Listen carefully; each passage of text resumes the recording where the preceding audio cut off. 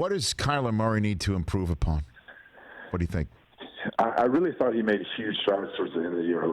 The beginning was a little rough. A lot of it had to do with my decision to not really run our offense in the preseason, which was a bad decision. So it took us about a month, I think, to figure out collectively who we are, what we do well, and execute at a higher level. But the back half of the season, I really thought he did a nice job of eliminating the negative plays, and that's something that's going to continue. I think when we're not moving backwards and he's not taking sacks and knowing the party's over, we're going to be a lot more efficient, obviously. But struggled in the red zone some.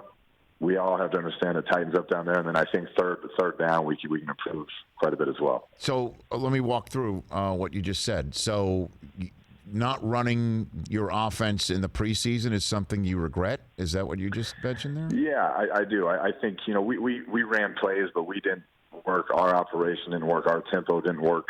How it was going to be in the game, thinking, week one against Detroit, we'll spring it on them and just be rolling. And it just didn't happen that way. I think it would have definitely helped us out to just rep it the way we wanted to operate throughout the season, in those first 4 games, and would have had a better feel overall as a team of what we wanted it to look like. And so it took us about a month to get that feel, and then I felt like we really progressed as the season went on. Well, I mean, he just took off, man, in the last 8 games for sure. Last 10 games, you could even maybe pinpoint. Is there a moment where you're like, okay, that's where we're going to start. We're pivoting now.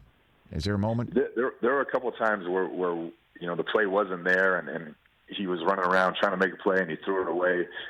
First, second down, we stayed on schedule. There were a couple of third downs. He progressed all the way through, hung in the pocket, guys in his face, made big throws, but nothing, over the top that just pointed to one play. I just think overall the game started to slow down for us, understanding the preparation it took week in, week out to play at a high level like this.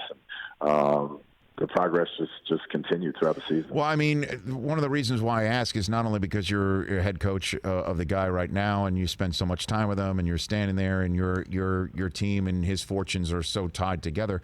But I mean, one of the most remarkable pieces of video from a couple of college seasons ago was you saying that if you had the first overall pick in a draft, you'd use it on Kyler Murray when you were, you're the coach at Texas Tech, getting set to take on him in Oklahoma, and that you actually had a chance to do that. That freaks me out every time I see that. What about you? Yeah, it is. It's one of those glitches in the matrix right there.